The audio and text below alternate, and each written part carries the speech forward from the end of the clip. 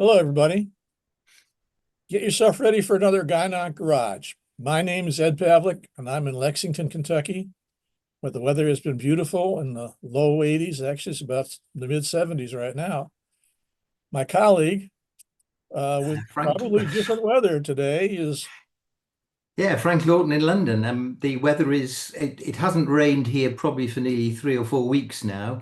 We've had lots and lots of very bright sunshine. The temperature's been in the upper 80s at times, and even tonight at midnight, it's still going to be low 70s. So it's pleasant, but it's very, very un-English. This is not a normal English summer by any chance. well, Frank, I saturated myself with the World Cup. And I'm wondering, I was pleased that England advanced and that they finished in the bronze. Yeah. Um, but I watched the game, and what I saw during the game wasn't what I'd watched previously. It seemed like they sat back deep, protect a 1-0 advantage, put in more defensive substitutions toward the end. But they invited an elite attack from Argentina. What do you and the UK think? I think that's a very good point that a 1-0 lead over a team like Argentina at halftime, in retrospect, wasn't good enough. And I think when Tuchel said, defend as best you can, actually what it should have been, because the England attack has always been good. It's the England defence that's always been a little bit ropey. And I think he made the wrong decision, but it's so easy to say you made the wrong decision afterwards. But I think the bronze medal place, the third place, the 6-4 against France was a fantastic result. It was proper football, backwards and forwards, and it was excellent to watch, I have to say. And I think Spain probably deservedly won because they only had one goal against them in the whole of the tournament. I mean, they had a fantastically good defence. So I think Spain deserved the win, and for obvious reasons, Argentina is not not a particularly favoured country in the UK at the moment. Well, yeah, I mean, I think what they had going for them was Messi. People thinking this is his last World Cup, and they'd like to see him go out a winner. But other than that, um, I think the way the game finished, the championship game finished, was sort of appalling more than anything Yes, else. yeah, yeah. It's almost getting, in a way, because it was held in the States, it was almost like with hockey and with American football, you almost expect the teams to have more than just a sport. There's animosity there, and sadly, I think that appeared in a number of the games in the States. It wasn't. It's not the way that world football is played. That sort of that attrition against your opponents. And I think that was a sad thing, but perhaps that's just a sign of the times. Who knows? Well, I'm sure our president was happy to see it because he put a fight cage out on the White House lawn. So anyway, that's neither here nor there. Today we're going to consider Okay. the question: does social jet lag pose a risk of adverse surgical events? Now, the answer to this question is approached in a paper titled "Surgeon Social Jet Lag and Patient Risk of Major Adverse Events." It was published in JAMA Surgery, and this work focuses on determining if different levels of social jet lag increase surgical risk. So let me be clear about what we're talking about. Um, we're not talking about travel, and we're talking about things that are broader than travel. And by saying this, we're talking about upsetting the circadian rhythm, and in so doing, uh, inheriting, because of that upset, a variety of factors that could be endocrine disruptors, could be cardiology disruptors, whatever. And so while the word jet is in this title, um, it really has to be observed from the paper standpoint that it's really not exclusively a factor in making the determinations. So what really the author set out to do was to say, if we look at people, they go to bed at some time and they wake up at some time, there's a median point. If we do that over 30, 40, 50, 60 days, does that median point change? So when they did this, and they used a 30-day period for their standard measurement and everything, what it really looks like is that during work days, the median point of waking and sleeping is about where I have my cursor. And then when you have free days, you stay up longer, go to and try to sleep longer, and it progresses in a new direction. Now, for people, physicians actually, who basically had the aggregate or the sleep jet lag calculated so that it was under 2 hours.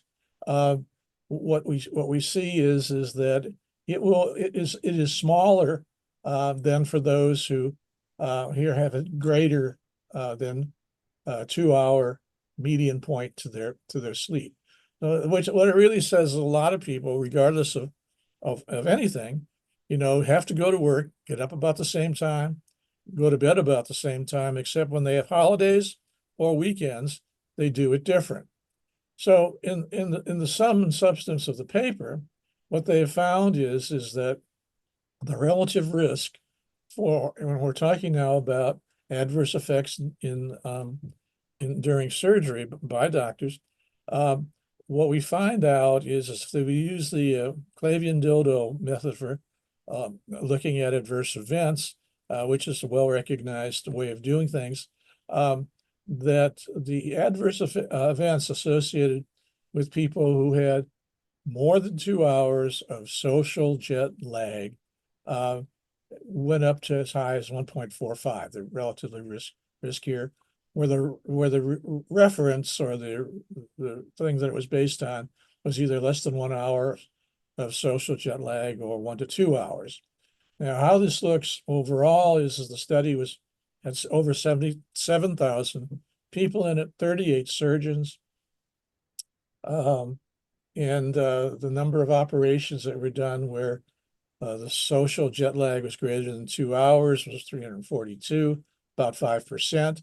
And of the 38 surgeons, 7 of the surgeons fell into this category of having over 2 hours social jet lag.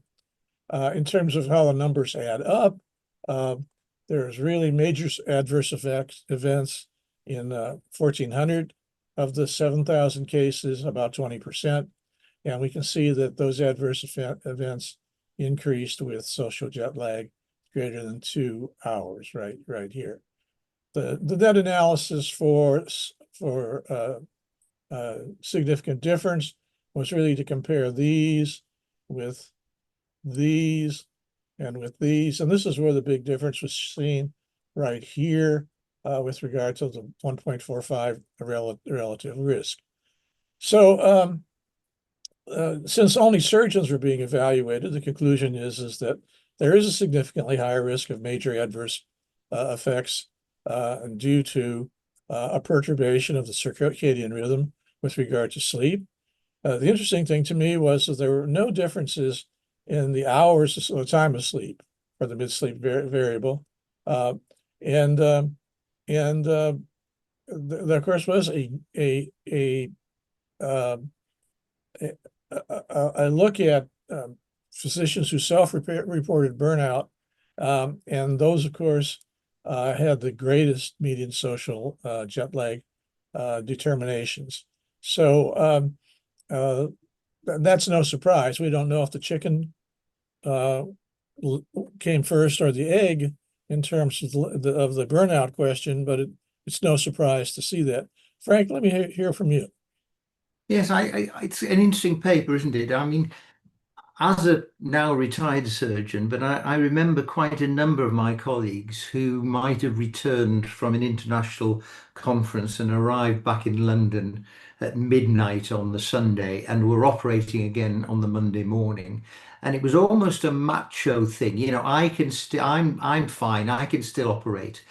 And although there were no data that suggests this is not the case, in almost every other walk of life, if you are in some way jet lagged, sleep deprived, you're in a different time zone, it does affect it affects everything. It affects your mood, it affects your ability, your reflexes.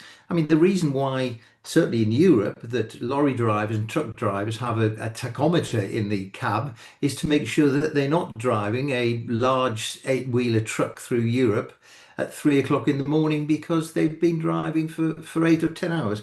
So in a way, this doesn't surprise me. And rather like you, I think it's a very interesting paper. They have tried as best they can to determine whether or not I don't like the word social jet lag. I think that's got to disappear because it implies that you're traveling abroad and it's not bad at all, as you said. But I think it does show that the risks are in a way measurable. And if they're measurable, then there's some way they may be able to be changed. Because what's going to happen is that surgeons may well in future need to log on and log off and in some way determine how much sleep or rest they've had.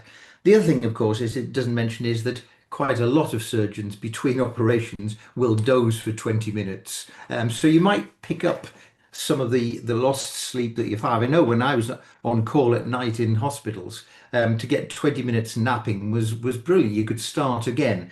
But I think this is an um, important paper. The thing that again, burnout, as you just said, if you are suffering from burnout, does that mean you're more likely to not sleep very well, or is it the other way around? So I think trying to put those two together and using the word burnout is a bit misleading. Otherwise, I think it's an important paper. I don't know how it's going to be policed, but it needs to be done prospectively again in a larger study. It's interesting, isn't it, that the surgeons, almost all of them, were from academic centres. Now, does that mean that they didn't have such long lists as surgeons in non-academic centres, or were they self-selected? So clearly, it's important, but I think there's a lot of data that needs to be reproduced and bigger studies, I think. Absolutely. So I give them credit for doing this. Yeah. It's one of the things we look at, just not in Gynec Garage, but across the board. This stands out as we're doing the work right now, perspective study rather than a retrospective study. And those prospective studies are getting rarer and rarer. So I'm happy to see it that way. Okay, Frank, we've done it again. Um, we're going to try and do it next month. And it's good seeing you. You take care. Okay, I am. bye-bye.